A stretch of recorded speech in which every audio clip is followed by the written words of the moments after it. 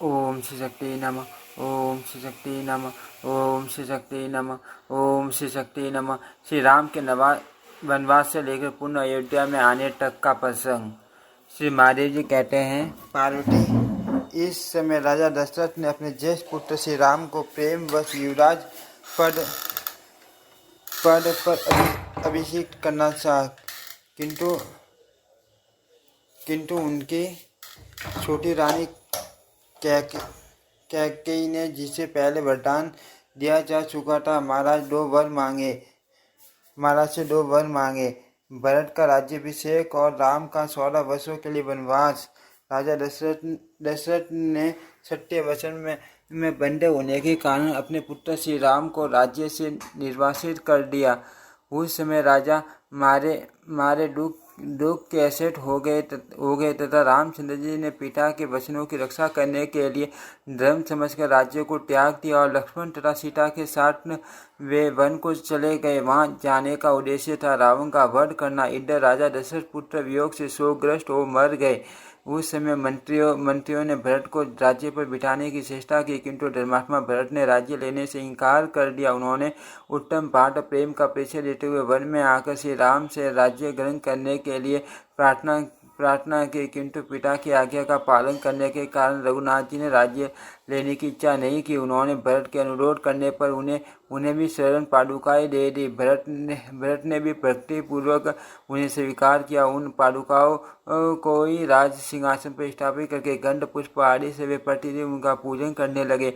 महात्मा रघुनाथ जी के लौटने तक के लिए ब्रज तपस्या करते हुए वहां रहने लगे तथा समस्त पूर्ववासी भी तब तक के लिए पार्टी के व्रतों का पालन करने लगे। श्री रघुनाथ जी चित्रकूट पर्वत पर भरद्वाज मुनि के उत्तम आश्रम के निकट मंदाकिनी के किनारे लक्ष्मी स्वरूपा विदे राजकुमारी सीता के साथ रहने लगे। एक दिन महात्मा श्री राम जानकी जी की गोद में मस्तक रखकर सो रहे थे। इतने में ही इंद्र का पुत्र जयंत कोये के रूप में वहां आकर विचरने लगा। वह जानकी जी को देखकर उनकी ओर झपटा और अपने तीखे पंजों से उसने उनके स्तन पर आघात किया। उस कोये को देखकर श्री राम ने एक कुश हाथ में लिया और उसे ब्रह्मास्त्र से अभिमंत्रित करके उसकी ओर फेंका। वह तन पर ज्वलित अग्नि के समान अत्यंत भयंकर हो गया। उसे आग की लपटें निकलने लगी। उसे अपनी ओर आता देख वह कौवा काटर स्वर में काव काव करता हुआ भाग चला। श्री राम का छोड़ा हुआ वह भयंकर अस्त्र कौवे का पीछा करने लगा। कौवा भय से पीड़ित हो तीनों लोकों में घूमता रहा। फिर जहाँ शरण लेने के लिए जाता वहीं वह भयानक अस्त्र तुरंत पहुंच जाता। उस कौवे को देखकर रुद्र आदि समस्त देवता दानव और मनीषी मुनि यही उत्तर देते थे कि हम लोग आपकी रक्षा करने में असमर्थ है। इस समय तीनों लोकों के स्वामी भगवान ब्रह्मा ने कहा, कौवा आप भगवान श्री राम की शरण में जा वे करुणा के सागर और सबके रक्षक है। उनमें क्षमा करने की शक्ति है। वे बड़े ही दयालु हैं। शरण में आए हुए जीवों की रक्षा करते हैं। वे समस्त प्राणियों के ईश्वर हैं। सुशीला आदि गुणों से संपन्न है और समस्त जीव समुदाय के रक्षक पिता माता सखा और सूद हैं। उन देवेश्वर रघुनाथ जी की शरण में जा, उनके सिवा और कहीं भी आपके लिए शरण नहीं है। ब्रह्मा जी का ऐसा कहने पर वह कौवा भय से व्याकुल हो सहसा श्री रघुनाथ जी की शरण में आकर पृथ्वी पर गिर पड़ा। कौवे को प्राण संकट में पड़ा देख जानकी जी को बड़ी विनय के साथ अपने स्वामी से कहा, नाथ इसे बचाइए। कौवा सामने धरती पर पड़ा था। सीता ने उसके मस्तक को भगवान श्री राम के चरणों में लगा दिया। तब करुणा रूपी अमृत के सागर भगवान श्री राम ने कौवे को अपने हाथ से उठाया और दया से द्रवित होकर उसकी रक्षा की। दयानिधि श्री रघुनाथ जी ने कौवे से कहा, डरो मत, मैं आपको अभिदान देता हूँ। अब आप सुखपूर्वक अपने स्थान को जाओ। तब वह कौवा श्री राम और सीता को बारंबार प्रणाम करके श्री रघुनाथ जी के द्वारा सुरक्षित हो वो शीघ्र ही स्वर्गलोक को चला गया। फिर श्री रामचंद्र जी सीता और लक्ष्मण के साथ मर ऋषियों के मुख से अपनी स्तुति सुनते हुए चित्रकूट पर्वत पर रहने लगे।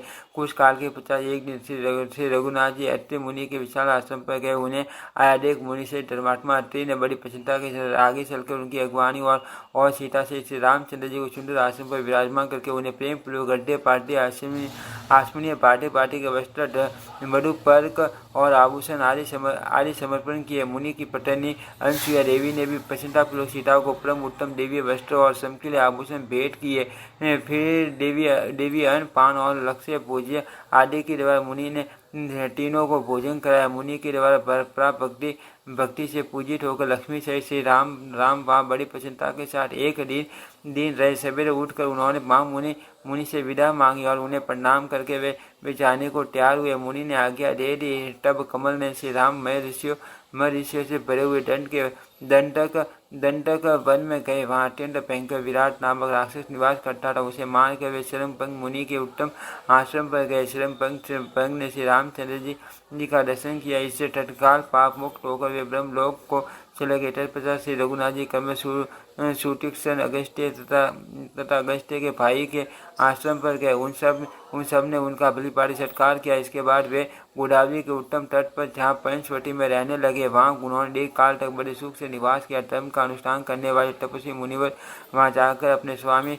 राजीव लोचन श्री राम का पूजन किया करते थे। उन मुनियों ने राक्षसों से प्राप्त होने वाले अपने भय की भी भगवान को सूचना दी। भगवान ने उन्हें सांत्वना देकर अभय दक्षिणा दी। श्री रामचंद्र जी के द्वारा सत्कार पाकर सब मुनि अपने अपने आश्रम में चले गए। पंचवटी में रहते हुए श्री राम के 13 वर्ष व्यतीत हो गए। एक समय भयंकर रूप धारण करने वाली दुर्दश राक्षसी शूर्पणखा ने जो रावण की बहन थी पंचवटी में प्रवेश किया। वहाँ कोटि कंदर्प के समान मनोहर कांति वाले श्री रघुनाथ जी को देखकर वह राक्षसी कामदेव पान से पीड़ित हो गई और उनके पास जाकर बोली, आप कौन हो जो इस दंड काटने के पीछे तपस्वी के वेश में रहते हो। तपस्वियों के लिए तो इस वन में आना बहुत ही कठिन है। आप किस लिए यहाँ आए हो? ये सब बातें शीघ्र सच बताओ, झूठ न बोलना। उसके इस प्रकार पूछने पर श्री रामचंद्र जी ने हंसकर कहा, मैं राजा दशरथ का पुत्र हूँ। मेरा नाम राम है। मेरे छोटे भाई धनुर्धर लक्ष्मण है। ये मेरी पत्नी सीता हैं। इन्हें मिथिला नरेश जनक की प्यारी पुत्री समझो। मैं पिता के आदेश का पालन करने के लिए इस वन में आया हूँ। हम तीनों ऋषियों का हित करने की इच्छा से इस मान वन में विचरते हैं। सुंदरी, आप मेरे आश्रम पर किस लिए आई हो? आप कौन हो और किसके कुल में उत्पन्न हुई हो? ये सारी बातें सच बताओ। राक्षसी बोली, मैं मुनिवर विश्रवा की पुत्री और रावण की बहन हूँ। मेरा नाम शूर्पणखा है। मैं तीनों लोकों में विख्यात हूँ। मेरे भाई ने यह दंडकांड ने मुझे दे दिया है। मैं इस मान वन में ऋषियों को खाती हुई विचरती रहती हूँ। आप एक श्रेष्ठ राजा जान पड़ते हो। आपको देखकर मैं कामदेव के बाणों से पीड़ित हो रही हूँ और आपके साथ बेक टके रमन करने के लिए यहाँ आई हूँ। नरश्रेष्ठ, आप मेरे पति हो जाओ। मैं आपकी इस सती सीता को अभी खा जाऊंगी। ऐसा कहकर वह राक्षसी सीता को खा जाने के लिए उद्यत हुई। देख श्री रामचंद्र जी ने तलवार उठाकर उसके नाक कान काट लिए। तब विकराल मुख वाली वह राक्षसी भयभीत हो रोती हुई शीघ्र ही खर नामक निशाचर के घर गई और वहाँ उसने श्री राम की सारी करतूत कह सुना। यह सुनकर खर कई हजार राक्षसों और दूषण तथा तीसरा को साथ ले शत्रुसूदन श्री रामचंद्र जी से युद्ध करने के लिए आया। किंतु श्री राम ने उस भयानक वन में काल और अंत के समान प्राणांतकारी बाणों द्वारा उन विशालकाय राक्षसों का अनायासी संहार कर डाला। विशाल सांपों के समान तीखे सैनिकों द्वारा उन्होंने युद्ध में खरा तीसरा और महाबली दूषण को भी मार गिराया। इस प्रकार दंड का कारणवासी समस्त राक्षसों का वध करके श्री रामचंद्र जी देवताओं द्वारा पूजित हुए और महर्षि भी उनकी स्तुति करने लगे। तत्पश्चात भगवान श्री राम सीता और लक्ष्मण के साथ दंड काटने में रहने लगे। शुभ करना से राक्षसों के मारे जाने का समाचार सुनकर रावण क्रोध से मूर्छित हो उठा और दुरात्मा मारीच को साथ लेकर जन स्थान में आया। पंचवटी में पहुंचकर दशशीष रावण ने मारीच को माया में मर्ग के रूप में राम के आश्रम पर भेजा। वह राक्षस अपने पीछे आते हुए दोनों दशरथ कुमार को आश्रम से दूर हटा ले गया। इसी बीच में रावण ने अपने वट की इच्छा से श्री रामचंद्र जी की पत्नी सीता को हर लिया। सीता जी को हरी जाती हुई देख गरुड़ों के राजा महाबली जटायु ने श्री रामचंद्र जी के प्रति स्नेह होने के कारण उस राक्षस के साथ युद्ध किया, किंतु शत्रु विजय रावण ने अपने बाहुबल से जटायु को मार गिराया और राक्षसों से घिरी हुई लंकापुरी में प्रवेश किया। वहां अशोक वाटिका में सीता को रखा और श्री रामचंद्र जी के बाणों से मृत्यु की अभिलाषा रखकर वह अपने महल में चला गया। इधर श्री रामचंद्र जी मृगधारी मारिच नामक राक्षस को मारकर भाई लक्ष्मण के साथ जब पुनः आश्रम में आए तब उन्हें सीता नहीं दिखाई दी। सीता को कोई राक्षस हर ले गया। यह जानकर दशरथ नंदन श्री राम को बहुत शोक हुआ और वे संतप्त होकर विलाप करने लगे। वन में घूम कर उन्होंने सीता की खोज आरंभ की। उसी समय मार्ग में महाबली जटायु पृथ्वी पर पड़े दिखाई दिए। उनके पैर और पंख कटे गए थे तथा सारा अंग लहूलुहान हो रहा था। उनको इस अवस्था में देख श्री रामचंद्र जी को बड़ा विस्मय हुआ। उन्होंने पूछा, ओ किसने आपका वध किया? जटायु श्री रामचंद्र जी को देखकर धीरे धीरे कहा, रघुनंदन, आपकी पत्नी को महाबली रावण ने हर लिया। उस राक्षस के हाथ से मैं युद्ध में मारा गया हूँ। इतना कहकर जटायु ने प्राण त्याग दिया। श्री राम ने वैदिक विधि से उनका दाह संस्कार किया और उन्हें अपना सनातन धाम प्रदान किया, जो योगियों को भी प्राप्त होने योग्य हैं। श्री रघुनाथ जी के पश्चात से गीध को भी परम पद की प्राप्ति हुई। उन पक्षी राज को श्री हरि का स्वरूप मोक्ष मिला। तदंतर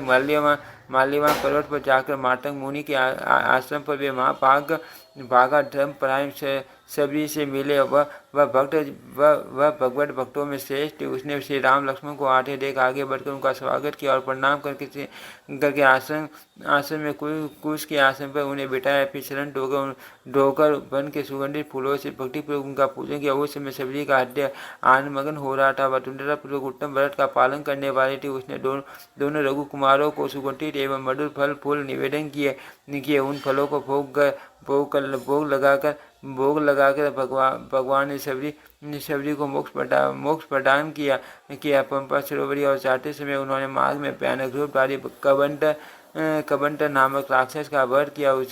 उसको मारकर महापराक्रमी श्री राम ने उसे जला दिया। इससे वसुलोक में चला गया। इसके बाद महाबली श्री रघुनाथ जी ने सबरी टेट को अपने सार धनुष की कोटि से गंगा और गया के समान पवित्र बना दिया। यह महान भगवत भक्तों का तीर्थ है। इसका जल जिसके उदर में पड़ेगा उसका श्री संपूर्ण जगत के लिए वंदनीय हो जाएगा। इसमें तनिक भी संदेह नहीं है। ऐसा कहकर श्री रामचंद्र जी टेशमुख पर्वत पर गए। वहाँ पंपा सरोवर के तट पर हनुमान नामक वानर से उनकी भेंट हुई। हनुमान जी के कहने से उन्होंने सुग्रीव के साथ मित्रता की और सूर्य के अनुरोध से वानरराज बाली को मारकर सुग्रीव को ही उसके राज्य पर अभिषेक कर दिया। तत्पश्चात जानकी जी का पता लगाने के लिए वानरराज सुग्रीव ने हनुमान आदि वानर वीरों को भेजा। पवन नंदन हनुमान जी ने समुद्र को लांघकर लंका नगरी में प्रवेश किया और दृढ़तापूर्वक पातिव्रत्य का पालन करने वाली सीता को देखा। वे उपवास करने के कारण दुर्बल, दीन और अत्यंत शोकग्रस्त थी। उनके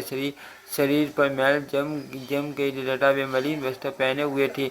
उन्हें श्री रामचंद्र जी की दी हुई पहचान देख हनुमान जी ने उनसे भगवान का समाचार निवेदन किया। फिर विधि राजकुमारी ने को बलिपाटी आश्वासन दे उन्होंने उस सुंदर उद्यान को नष्ट कर डाला। तदंतर दरवाजे का खंभा उखाड़ कर उससे हनुमान जी ने वन की रक्षा करने वाले सेवकों 5 सेनापति और 7 मंत्री कुमारों तथा रावण के एक पुत्र को मार डाला। इसके बाद रावण के दूसरे पुत्र मेघनाथ के द्वारा वे सविस्ता से बंध गए। फिर राक्षस रावण ने मिलकर हनुमान जी ने उससे वार्तालाप किया और अपनी पूंछ में लगाई हुई आग से समूची लंकापुरी को दग्ध कर डाला। और फिर सीता जी के दिए हुए सीने से लेकर वे लौट आए और कमल ने श्री रामचंद्र जी से मिलकर सारा हाल बताते हुए बोले, मैंने सीता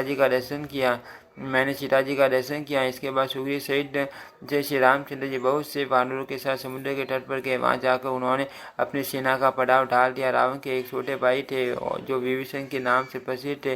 वे धर्मात्मा, सत्य, प्रत्यकी और महान भगवत भक्तों में श्रेष्ठ थे। श्री रामचंद्र जी को आया जान विभीषण अपने बड़े भाई रावण को राज्य को तथा पुत्र और स्त्री को भी छोड़कर उनकी शरण में चले गए। हनुमान जी के कहने से श्री रामचंद्र जी ने विभीषण को अपना और उन्हें वरदान देकर राक्षसों के राज्य अभिषेक किया। तटवर्ती समुद्र को पार करने की इच्छा से श्री रामचंद्र जी उसकी शरण में गए, किंतु प्रार्थना करने पर भी उसकी गतिविधि से कोई अंतर उठा न देकर महाबली श्री राम ने शार्क धनुष हाथ में लिया और बाण समूह की वर्षा करके समुद्र को सुखा दिया।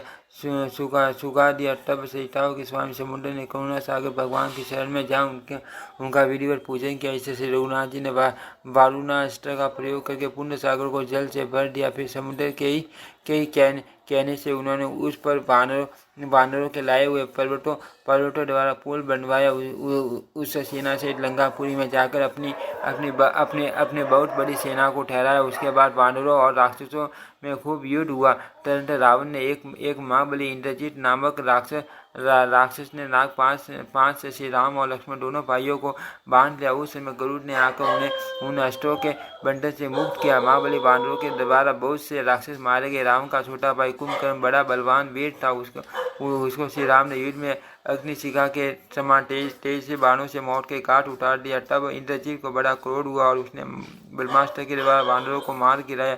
उस समय हनुमान जी शेष औषधियों से युक्त पर्वतों को उठा ले आए। उसको छूकर बहने वाली वायु के स्पर्श से सभी बानर जी उठे। तब परम उदार लक्ष्मण ने अपने तीखे बाणों से जैसे इंद्र ने वृत्रासुर को मारा था उसी प्रकार इंद्रजीत को मार गिराया। तब स्वयं रावण इस संग्राम में श्री रामचंद्र जी के साथ युद्ध करने के लिए निकला। उसके साथ शत्रुंजय सेना और महाबली मंत्री भी थे। फिर तो वानरों और राक्षसों में तथा लक्ष्मण से श्री राम और रावण में भयंकर युद्ध छिड़ गया। उस समय राक्षस रावण ने शक्ति का प्रहार करके लक्ष्मण को रणभूमि में गिरा दिया। इससे माँ तेज श्री रघुनाथ जी तो जो राक्षसों के काल थे कुपित हो उठे और काल एवं मृत्यु के समान तीखे बाणों से राक्षस वीरों का संहार करने लगे। उन्होंने काल दंड के समान शस्त्र तेजस्वी बाण मार कर राक्षस रावण को ढक दिया। श्री रघुनाथ जी के बाणों से उसने उस निशाचर के सारे अंग बीन गए और भयभीत होकर रणभूमि से लंका में भाग गया। उसे सारा संसार श्री राम में दिखाई देता था। अर्थ वह क्षीण होकर घर में घुस गया। इसके बाद हनुमान जी श्रेष्ठ औषधियों से युक्त मान पर्वत उठा ले आए। इसे लक्ष्मण जी का तुरंत ही सेठ हो गया। उधर रावण ने विजय की इच्छा से होम करना आरंभ किया, किंतु बड़े बड़े वानरों ने जाकर शत्रु के उस अभिशारात्मक यज्ञ का विध्वंस कर दिया। तब रावण पुण्य श्री रामचंद्र से युद्ध करने के लिए निकला। उस समय वह दिव्य रथ पर बैठा था और बहुत से राक्षस उसके साथ थे। ये देख इंद्र ने भी अपने दिव्य अश्वों से जुटे हुए सारथी से दिव्य रथ को श्री रामचंद्र जी के लिए भेजा।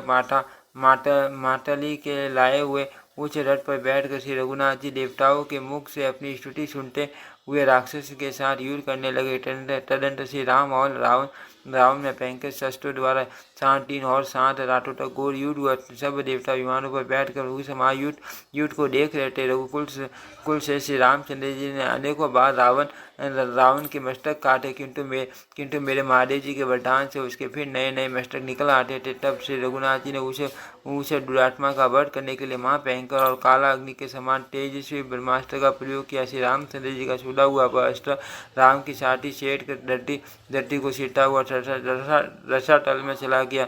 वहाँ सर्पों ने उस बाण का पूजन किया। वह माँ राक्षस प्रामीण होकर पृथ्वी पर गिरा और मर गया। इससे संपूर्ण देवताओं का हृदय हर्ष से भर गया। वे संपूर्ण जगत के गुरु महात्मा श्री राम पर फूलों की वर्षा करने लगे। गंधर्व राज गाने और अप्सराएं नाचने लगी। पवित्र वायु चलने लगी और सूर्य की प्रभा इच्छा होगी। मुनि श्री देवता गंधर्व और किन्नर भगवान की स्तुति करने लगे। श्री रघुनाथ जी ने लंका के राज्य पर विभीषण को अभिषेक करके अपने को कृतार्थ माना और इस प्रकार का विभीषण जब तक सूर्य चंद्रमा और पृथ्वी रहेगी तथा जब तक यहाँ मेरी कटा का पसार रहेगा तब तक आपका राज्य कायम रहेगा। महाबल यहाँ राज्य करके आप पुण्य अपने पुत्र पौत्र तथा गणों के साथ योगियों को प्राप्त होने योग्य मेरे सनातन दिव्य धाम में पहुँच जाओगे। इस प्रकार विभीषण को वरदान दे महाबली श्री रामचंद्र जी ने मिथिलेश कुमारी सीता को पास बुलवाया। यद्यपि वे सर्वथा पवित्र थे तो भी श्री राम ने भरी सभा में उनके प्रति बहुत से निंदित वचन के पति की द्वारा निंदित होने पर छठी हुए सीता अग्नि प्रज्वलित करके उसमें प्रवेश करने लगी। माता जानकी को अग्नि में प्रवेश करते देख शिव और ब्रह्मा आदि सभी देवता भय से व्याकुल हो उठे और श्री रघुनाथ जी के पास हाथ जोड़कर बोले, माँ बाबू श्री राम, आप अत्यंत पराक्रमी हैं। हमारी बात सुने। सीता जी अत्यंत निर्मल साध्वी हैं और कभी भी आपसे विलग होने वाली नहीं है। जैसे सूर्य अपनी प्रभाव को नहीं छोड़ सकते, उसी प्रकार आपके द्वारा भी ये त्यागने योग्य नहीं है। ये संपूर्ण जगत की माता और सबको आश्रय देने वाली हैं। संसार का कल्याण करने के लिए ही ये पुटलेश्वर करने के लिए ये पुटल पर प्रकट हुए हैं। रावण और कुंभकर्ण पहले आपके ही भक्त हैं। वे शनकादिकों के श्राप से इस पृथ्वी पर उत्पन्न हुए थे। उन्हीं की मुक्ति के लिए ये विदेह राजकुमारी दंड काटने में हरी गई है। इन्हीं को निमित्त बनाकर वे दोनों श्रेष्ठ राक्षस आपके हाथ से मारे गए हैं। तब हम इस राक्षस योनि से मुक्त होकर पुत्र पौत्र और सेवकों सहित स्वर्ग में गए हैं। अर्थ सदा शुद्ध आसन वाली छठी साध्वी सीता को शीघ्र ही ग्रहण कीजिए। ठीक उसी तरह जैसे पूर्व काल में आपने समुद्र से निकलने पर लक्ष्मी के रूप में इन्हें ग्रहण किया था। इसी प्रकार इसी समय लोक साक्षी अग्नि ने सीता को लेकर प्रकट हुए। उन्होंने देवताओं के समीप श्री जानकी जी को श्री राम जी की सेवा में अर्पण कर दिया और कहा प्रभु सीता सदा निष्कलंक और शुद्ध आचरण वाली हैं। यह बात मैं सत्य निवेदन करता हूँ। आप इन्हें बिना विलम्ब किए ग्रहण कीजिए। अग्निदेव इस कथन से रघुकुल से श्री राम ने प्रसन्नता के साथ सीता को स्वीकार किया। फिर सब देवता भगवान का पूजन करने लगे। उस युद्ध में जो श्रेष्ठ मानव राक्षसों के हाथ से मारे गए थे, वे ब्रह्मा जी के वर से शीघ्र ही जीव उठे। तत्पश्चात राक्षस विभीषण ने सूर्य के समान तेज से पुष्पक विमान को जिसे रावण ने कुबेर से छीन लिया था, श्री रघुनाथ जी को भेंट किया। साथ ही बहुत से वस्त्र आभूषण भी दिए। विभीषण से पूजित होकर परम प्रतापी श्री रामचंद्र जी अपनी धर्मपत्नी विदेह कुमारी सीता के साथ उस श्रेष्ठ विमान पर आरूढ़ हुए। इसके बाद शूरवीर भाई लक्ष्मण, वानर और भालुओं के समुदाय सहित वानरराज सुग्रीव तथा महाबली राक्षसों सहित शूरवीर विभीषण भी उस पर सवार हुए। वानर, भालू और राक्षस सबके साथ सवार हुए। श्री रामचंद्र श्रेष्ठ देवताओं के द्वारा अपनी स्तुति सुनते हुए अयोध्या की ओर प्रस्थित हुए। भरद्वाज मुनि के आश्रम पर जाकर सत्य पराक्रमी श्री राम ने हनुमान जी को भरत के पास भेजा। वे निषादों के गाँव श्रृंगवेरपुर में जाकर श्री विष्णु भक्त गुरु से मिले और उनसे श्री रामचंद्र जी के अनेकों आने का समाचार कहकर नंदी ग्राम में चले गए। वहाँ श्री रामचंद्र जी के छोटे भाई भरत से मिलकर उन्होंने श्री रामचंद्र जी के शुभ आगमन का समाचार कह सुनाया। हनुमान जी के द्वारा श्री रघुनाथ जी के शुभागमन की बात सुनकर भाई तथा सूदों के साथ भरत जी को बड़ी प्रसन्नता हुई। फिर वायु नंद हनुमान जी पुण्य श्री रामचंद्र जी के पास लौट आए और भरत का समाचार उनसे कह सुनाया। तत्पश्चात श्री रामचंद्र जी ने अपने छोटे भाई लक्ष्मण और सीता के साथ तपस्वी भरद्वाज मुनि को प्रणाम किया। फिर मुनि ने भी पकवान, फल, मूल वस्त्र और आभूषण आदि के द्वारा भाई से श्री राम का स्वागत सत्कार किया। उनसे सम्मानित होकर श्री रघुनाथ जी ने उन्हें प्रणाम किया और उनकी आज्ञा ले पुण्य लक्ष्मण सहित पुष्पक विमान पर आरूढ़ सुओदों सहित नंदीग्राम में आए। उस समय कैकेयी नंदन भरत ने भाई शत्रुघ्न मंत्रियों नगर के मुख्य व्यक्तियों तथा सेना सहित अनेक राजाओं को साथ ले प्रसन्नतापूर्वक आगे आकर बड़े भाई की आगवानी की। रघुकुल से श्री रामचंद्र जी के निकट पहुंचकर भरत ने अनुयायियों को सहित इन्हें प्रणाम किया। फिर शत्रुओं को टाप देने वाले श्री रघुनाथ जी ने विमान से उतरकर भरत और शत्रुघ्न को छाती से लगाया। तत्पश्चात पुरोहित, वशिष्ठ जी, माताओं, बड़े बूढ़ों तथा बंधु बांधवों को माँ तेज श्री राम ने सीता और लक्ष्मण के साथ प्रणाम किया। इसके बाद भरत जी ने विभीषण, सुग्रीव, जाम्बवन, अंगद, हनुमान और सुसेन को गले लगाया। वहाँ भाइयों अनुचरों सहित भगवान ने मांगलिक स्नान करके दिव्य माला और दिव्य वस्त्र धारण किए। फिर दिव्य चंदन लगाया। इसके बाद वे सीता और लक्ष्मण के साथ सुमंत्र नामक सारथी से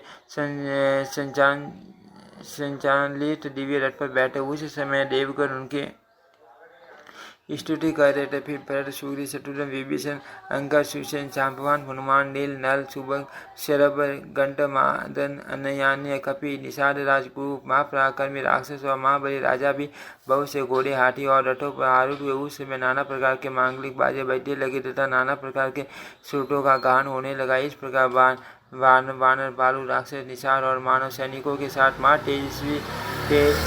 तेजस्वी श्री रघुनाथ जी ने अपने अविनाशी नगर साकेत धाम अयोध्या में प्रवेश किया। मार्ग में उस राज नगरी की शोभा देखते हुए श्री रामचंद्र जी को बारंबार अपने पिता महाराज दशरथ की याद आने लगी। तत्पश्चात सुग्रीव, हनुमान और विभीषण आदि भगवत भक्तों के पावन